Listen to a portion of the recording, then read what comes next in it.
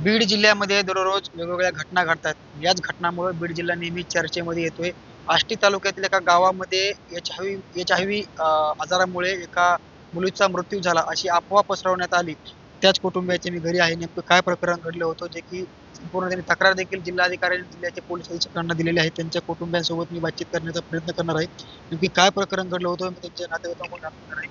काय सांगाल आज संपूर्ण घटनेमध्ये आपण बघू शकतो की आष्टी तालुक्यातील जो गाव आहे, काय प्रकार घडला होता आणि अफवा पसरवल्याची तुमची तक्रार आहे? म्हणजे पीएमला ग्रामीण रुग्णालय आष्टीमध्ये नेलं असता त्या दिवशी डॉक्टरांनी पीएम करीत नव्हते किंवा तिला एच आय व्ही आणि कॅन्सर येऊन तुम्ही घरी घेऊन जा आणि संस्कार करून टाका असं डॉक्टर ढाकणे साहेब सांगत होते.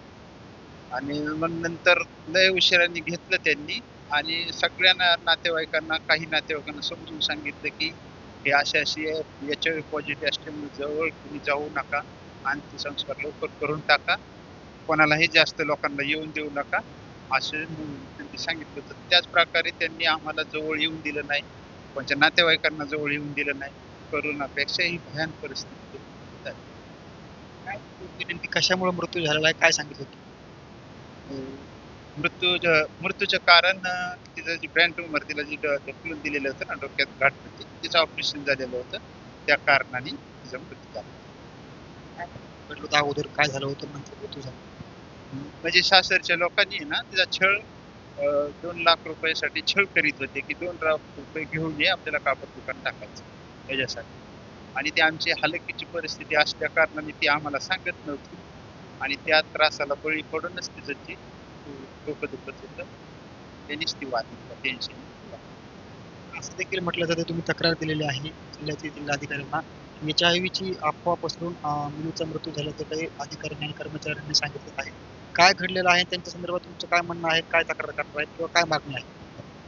आमचं असं तक्रार आहे की जी त्यांनी वस्तुस्थिती ही सत्य इथं घडवलेली घटना, तर यांच्याकडे आमची मागणी आहे की ह्या चौकशी करून ह्या दोषी असणाऱ्या लोकांवरती कडक कडक कारवाई करण्यात यावा. त्याच्यात सासरच्या लोकांचा जास्त हात आहे. त्यांनी काहीतरी चिरीमिरी देऊन त्या पोलीस आणि डॉक्टरनी हे कृत्य केलेलं आहे. हे खोटे अफवा जी पसरलेली आहे त्याच्यामुळे, की जेणेकरून त्यांच्यावरती जी एक केस आहे ना, ती कंप्लेंट आहे, ती कंप्लेंट काढून घ्यावा ह्या हेतूने त्यांनी हे केलेलं आहे. ते लोक वगैरे तुम्हाला ते भेटण्यासाठी कोणी आलं होतं का विचारपूस करण्यासाठी? चालेल, तुम्ही चालेल. 10 दिवस होऊन गेले. जिल्हाधिकारी साहेबांना जे पत्र दिलेलं होतं तीही आलेलं होतं. एक प्रकार आहे, आपण बघू शकतो की एच-आय-व्ही बाधित असं समजून अफवा पसरवली गेली आणि त्याच्यातून मृत्यू झाल्याचं कारण समोर आणून गावामध्ये अफवा पसरवली आणि अंत्यविधीला कोणी हजर राहिलं नाही, असा त्यांचा आरोप आहे. त्याचबरोबर जे दोषी लोक आहेत त्यांच्यावर कठोर कठोर कारवाई करावी अशी मागणी आहे माझ्यासोबत आहे. काय सांगाल, काय मागणी तुमची, काय झालं? मुलीला आमच्या ते हे झालतं, डोक्याचं ऑपरेशन झालतं ना, त्याच्यामुळे ते जास्त त्या मुलांनी लग्न करून घेतलं, त्यामुळे टेन्शननी जास्त तिला धक्का बसला त्याचा आणि त्याच्यामुळे तिचा मृत्यू झाला. सारखं टेन्शन घ्यायची की आता माझं कसं होणार, आता त्यांनी लग्न केलं, माझं कसं होणार, आता मला ती नेतील का नाही, असं त्याच्यामध्ये सारखं ती विचार करायची. आता त्यांनी लग्न केलं, आता मी तशीच राहणार.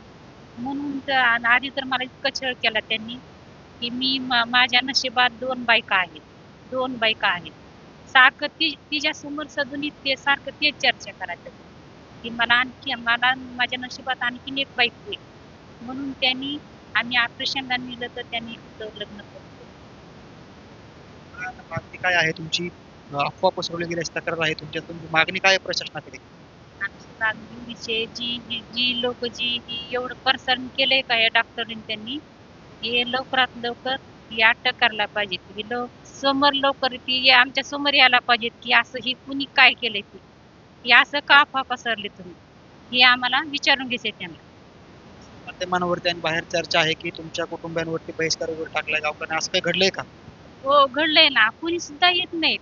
असं कुणी असं अंत्यविधी झाल्यापासून असं कुणी घरी सुद्धा आलेलं नाहीत. असे लांबूनच बोलतात. लांबूनच बोलतात. पण आमचे लोक, आमच्या जातीचे लोक आणखीन कुणी घरी आलेले नाही. फक्त ही मराठीचे लोक हेच असे लांबून बोलतात. सगळी हीच अफवा आहे.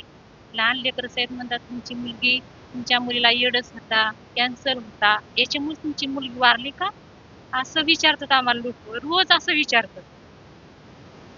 कोणी पसरवले तुमचं, कोणाकडे रोखले?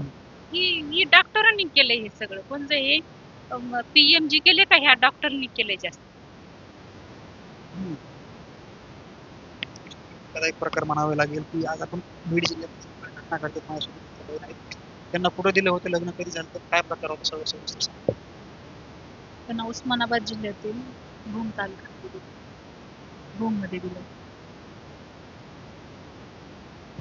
बरं, कधी झालं होतं, काय तिथे त्रास होता, नंतर हे संपूर्ण प्रकरण पुढे आलं, अफवा पसरवली जाते, काय सगळं सविस्तर सांगा. 9 मे 2023 रोजी लग्न झालं. लग्न झाल्याच्या नंतर 14 महिनेच तिथे राहिली. तर तिला मारहाण वगैरे, तिला हुंडा दिलेला 3 तोळे सोनं, ती लग्न ते करून दिलेले.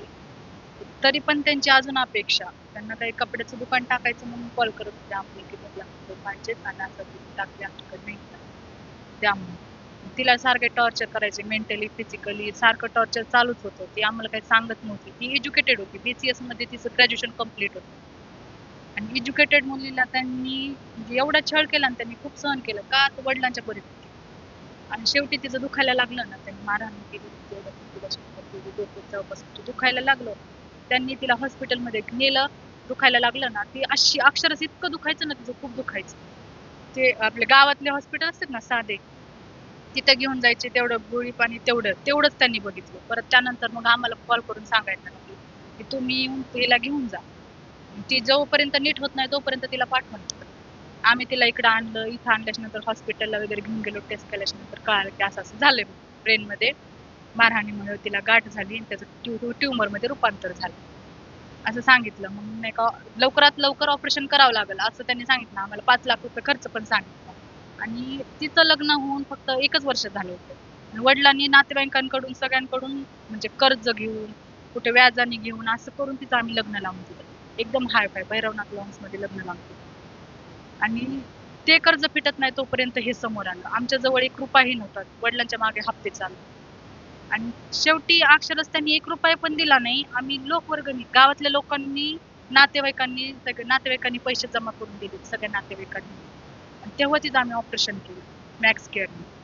ऑपरेशन बी सक्सेसफुली झालं. ऑपरेशन झाल्याच्या नंतर ती व्यवस्थित झाली एकदम. पण ऑपरेशनला आम्ही नेलं तिला, नीट होऊन ती आली की तिला माहिती झालं की त्यांनी लग्न केलं. म्हणजे ती असतानाच त्यांनी लग्न केलं. तुम्हाला हे संपूर्ण घडलेलं आहे, मात्र तुमच्या आज घरची परिस्थिती काय आहे, गावाची परिस्थिती काय आहे, बाहेर असा मेसेज आहे की तुमच्या घरावरती बहिष्कार टाकलेला आहे, तुम्हाला वाईट टाकलेलं आहे कुटुंबियांना. हो, टाकलंय ना. आज 6 महिन्याचा कार्यक्रम आहे, दिसतंय तुम्हाला इथं कोणी सुद्धा नाही नातेवाईक. मी कुठून जवळवरून आलेली इथं सकाळी, तर कोणी सुद्धा आलेलं नाही कार्यक्रमाला. पण तर काय आमची मागणी, आम्हाला न्याय पाहिजे तिच्यासाठी. जे नाही ना ते पण पसरवलंय. म्हणजे HIV आता तिचं ऑपरेशन झालंय, ब्रेनचं ऑपरेशन झालंय, तिचे टोटल सगळे रिपोर्ट काढलेले आहेत. आणि ते नाही का, ते रिपोर्ट मध्ये नॉन रिॲक्टिव्ह म्हणून HIV. मग नसतानाही त्यांनी ते पसरवलं. PM ला गेल्याच्या नंतर एक तर PM ला धरत नव्हते, आणि PM ला गेल्याच्या नंतर डॉक्टरांनी, आणि डॉक्टर एकदम नाही का नशेमध्ये होता, फुल पिलेला होता, त्याला बोलायला पण येत नव्हतं. आणि आमचेच रिपोर्ट पाहून त्यांनी सांगितलं आम्हाला की नाही का तिला HIV आहे, मुलीला HIV आहे, कॅन्सर आहे, तिला घेऊन जा, मी PM करत नाही, असं त्यांनी डायरेक्ट सांगितलं. आणि नसतानाही ही अफवा पसरवली. आणि शेवटी PM रिपोर्ट साठी जेव्हा आम्ही नाही का गेलो ना पोलिसांकडे, तर पोलिसांनी काळे अंमलदार त्यांनी आम्हाला सांगितलं की मुलीला नाही का असं असं कॅन्सरच होता, HIV होता, त्याच्यामुळे तिचा अंत्यविधी असा केला तसा केला. PMचा रिपोर्ट पण आम्हाला लवकर देण्यात आणि लेट दिला. जेव्हा आम्ही हे केलं ना, लेट दिला. आणि त्या रिपोर्ट मध्ये त्यांनी दिलं नाही अजिबात, म्हणजे लेखी दिलं नाही की HIV होता. म्हणजे तिच्या देहाची विटंबना केली अफवा पसरून. तर समाजामध्ये हे सगळं संपूर्ण कधी माहिती झालं HIV वगैरे आहे असं?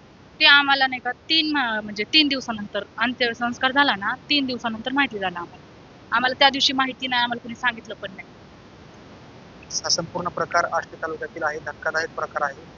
यांचं म्हणणं असं आहे की जो मृत्यू झालाय तो HIV म्हणून होता, की तिला डोक्यामध्ये आजार होता, ती पडली होती आणि ब्रेनचा तो आजार असल्यामुळे ऑपरेशन केलं गेलं. आता त्या ऑपरेशन नंतर काही गोष्टी घडल्या आणि त्या गोष्टीचं त्यांनी टेन्शन घेतलं, त्याच्यामुळे त्याचा मृत्यू झाला. आणि मात्र इथले प्रशासकीय अधिकारी असतील किंवा पोलीस असतील त्यांच्यावर त्यांनी आरोप केलेला आहे की संपूर्ण अफवा पसरवली गेली की ह्या मुलीचा मृत्यू जे आहे ते HIV मुळे झाला. त्यांच्या कुटुंबाकडे कोणी जाऊ नका अशी अफवा इथल्या अधिकाऱ्यांनी पसरवल्याचा आरोप त्या कुटुंबियांनी केलाय. मात्र असं काही घडलं नसल्याचं देखील मी स्पष्टपणे या ठिकाणी नमूद केलंय. नक्कीच या प्रकरणाची दखल राज्य सरकारनं त्याचबरोबर जिल्हा प्रशासनाने घ्यावी अशी देखील विनंती त्यांची आहे. मुंबई तसं योगेश काशीद, बीड, सांगली, आष्टी.